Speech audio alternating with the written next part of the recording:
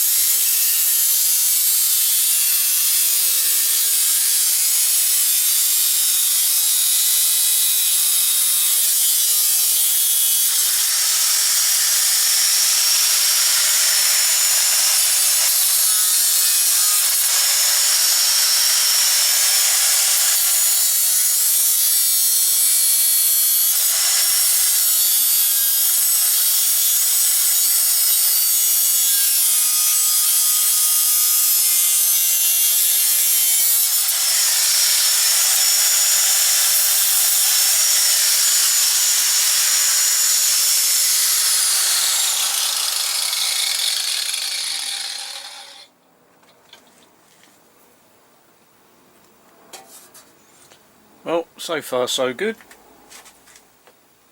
I'm still not on fire. The garage hasn't started off. One thing I did do, just as an extra safety precaution, I actually clamped this to the bench top, so I didn't have to worry about it trying to move around as I was cutting it. Seemed like a good idea at the time.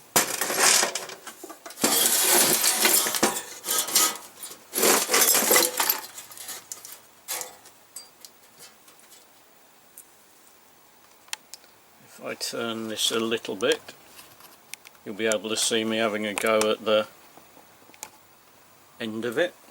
Once again, I am going to just pinch it onto the bench top.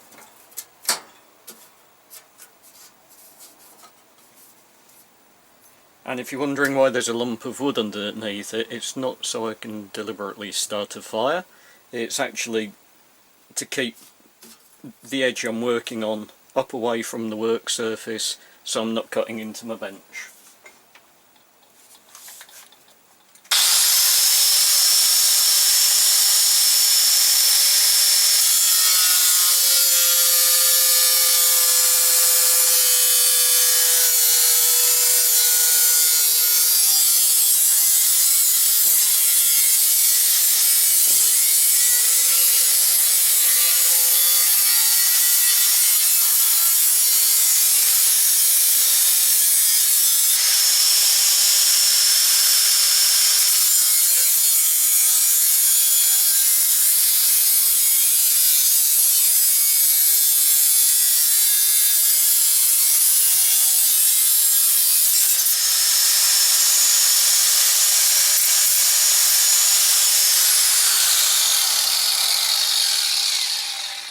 Once I've finished all the cuts, because as you can see I've got 2 more to go, the next job will just be to go around these edges and take the burrs off, because they are razor sharp. So while I'm messing about doing that, there's no point forcing you to watch, so I'll see you in a minute. Okay, so that's the big cuts done. What I've got to do now is retrieve my grinder from underneath. That was daft, wasn't it? Alright, there we go. So now what I'm going to do is swap the cutting disc for a grinding disc. As soon as I spot it, of course. Where have I put that?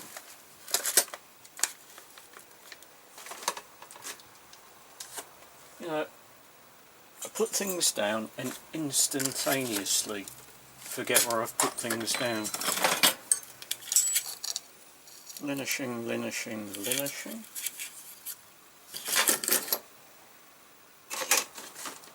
Cutting, linishing, grinding. Is that the one I wanted? That looks like the old one. Or did I chuck the old one? It doesn't matter, I'll use that one. So, as always, you'll watch me change this and then realise I've not put the power back on when I go to start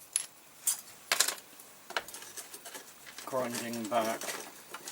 That is one of the dangers of being inside my head.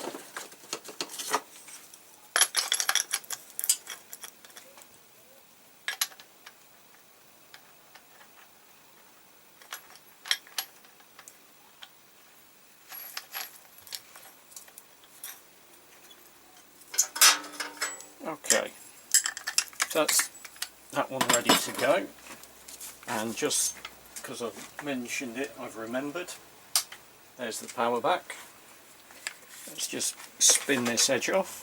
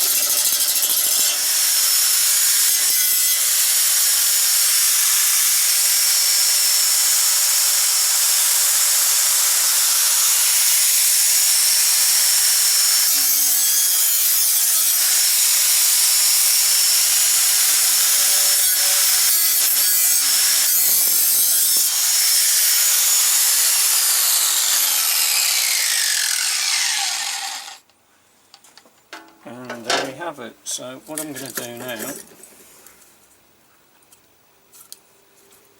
I'm going to start with an 80 grit to just knock it back quick. Then I'll change to a 120, and then I've got to decide whether I'm going to set the mop up, because I haven't 100% decided on exactly the kind of finish I want right now. I'll get around to that when I think about it. So let's just knock that off so I can't accidentally start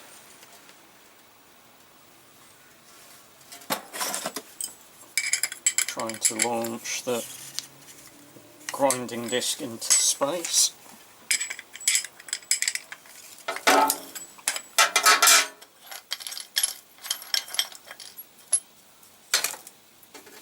So like I say, this is an 80 grit linishing disc or flat disc. It has done a lot of work, so it's probably finer than that now. It's probably somewhere in the region of about 100, but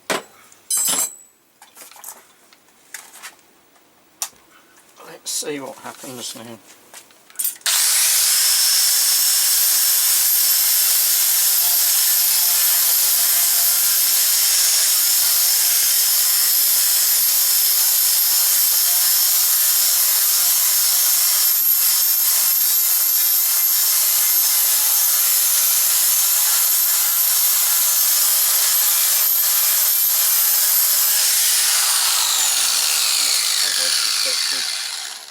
It's hardly got any guts left to it, but I have got a new 80 here, so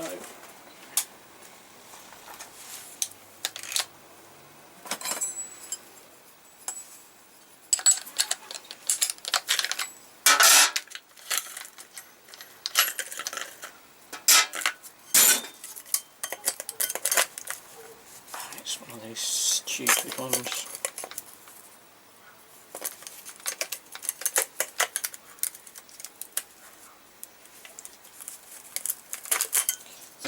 With buying cheaper tools is they're cheap for a reason.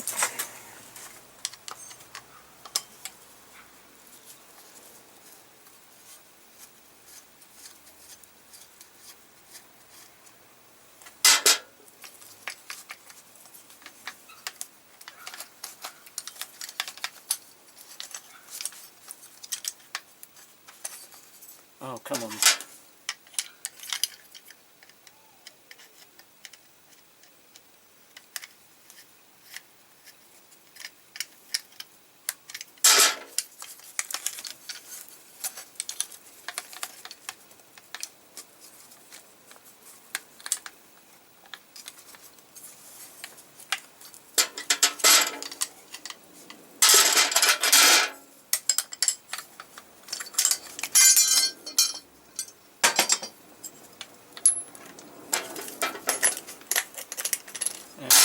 Normal good practice for one of these things is to always leave the guard on.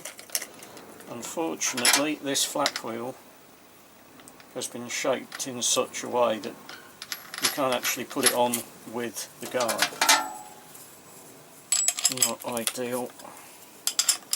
I think what I will be forced to do after this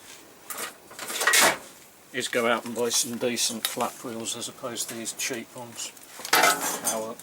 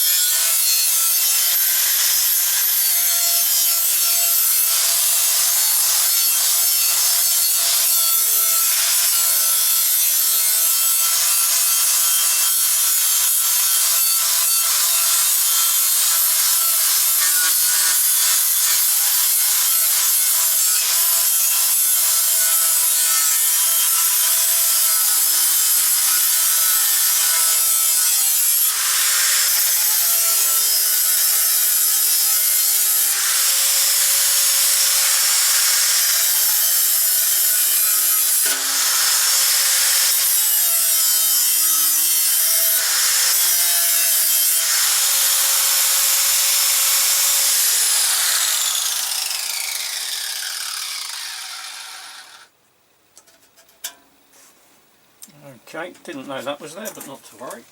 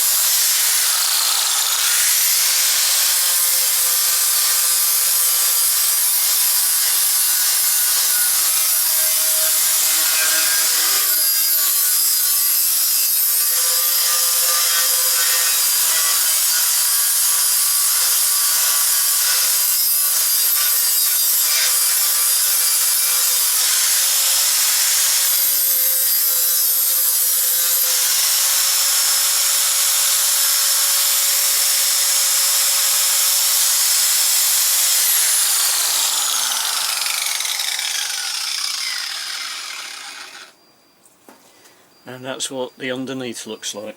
If you're wondering why I've bothered to do that, because I'm getting the whole thing powder coated, I'd rather it had an even coat both sides, and that way I know that there's going to be nothing in the metal that could allow rust to begin, because this thing is going to be living outside permanently, or at least while the sun's shining anyway. Got to work out where to put it when it's not. That's a job for a long way down the road. Right, you've seen what I'm doing. I'm going to do it again to the other side. I'll show you the finished piece when I'm done, and then I've got to start doing the working out to see how I'm going to get it all together in a bit. Okay, so after quite a lot of work, there you have it. That's going to be the upper surface. You can see it's where it's received war wounds while it was still part of a van, but I've managed to get quite a nice finish on there. All I've got to do is decide whether I want it cleared or black, and I think that will be a decision I make. That'll be a decision I make probably once I'm at Spray Quick and chatting to the guys there. Will and Joss, brilliant guys. Jace even. Sorry Jace, my brain's going a bit loopy. It's all the vibration that's just gone up my arms doing this with the grinder.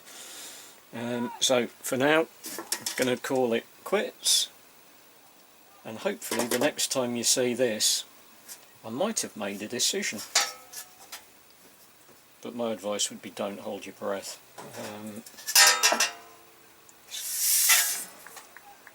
Yeah, I think it's going to look quite curious, as I'm using this to hide most of the mechanical stuff. At some point I am going to have to sweep up in here because everything's developing quite a thick layer of old dust, well, old paint and metal dust. That is the way it goes, I guess. If you're wondering why my delicate adjusting device is out, there were a lot of dings and dimples at this end, so I just used that against the timber that's underneath the steel to just gently knock out as much as I could without causing too much damage. And I think I've been reasonably successful. Another 20 or 30 years practice, I might almost make a panel beater. But that's if I give up all other work and practice constantly. Anyway, thanks for your time, ladies and gentlemen. See you again soon.